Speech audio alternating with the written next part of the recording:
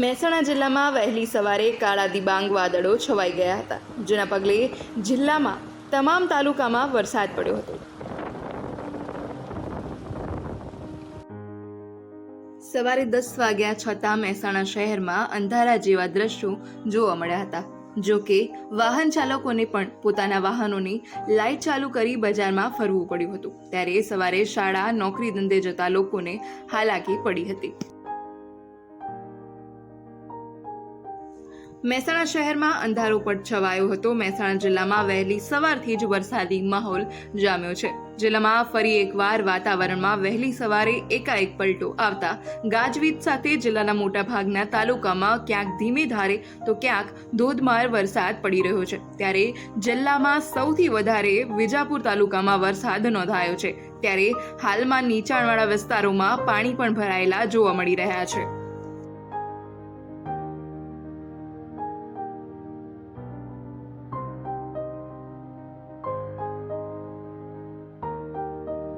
વિજાપુર શહેરમાં સવારે 6 વાગ્યાથી લઈને 10 વાગ્યા સુધીમાં 7 ઇંચથી વધારે વરસાદ નોંધાયો છે.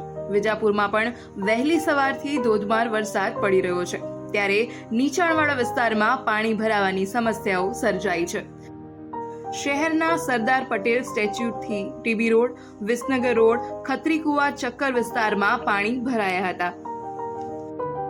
મહેસાણા જિલ્લાના વિજાપુર તાલુકામાં 7 ઇંચથી વધારે પાણી ખબકતા ચારે તરફ પાણી જ પાણી થયું હતું. મહેસાણા શહેરમાં અંધારો પટ છવાયો હતો. મહેસાણા જિલ્લામાં વહેલી સવારથી જ વરસાદી માહોલ જામ્યો છે. એક લાંબા વિરામ બાદ ફરી જિલ્લામાં વરસાદ પડતા લોકો ખુશ થયા છે. એમાં પણ ખાસ કરીને મઘા નક્ષત્ર હોવાથી લોકોએ આ પાણીનો સંગ્રહ પણ કર્યો હતો.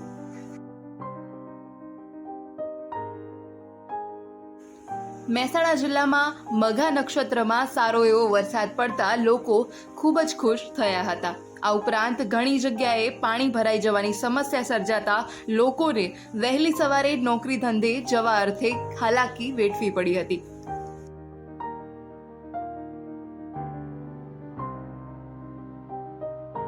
આમ તો હવામાન વિભાગ દ્વારા આજે ભારેથી અતિભારે વરસાદની આગાહી જિલ્લામાં કરવામાં આવી હતી. જે આગાહીના પગલે આજે સવારે વહેલા જ જિલ્લાના મોટા ભાગના તાલુકામાં વરસાદી માહોલ જામ્યો હતો.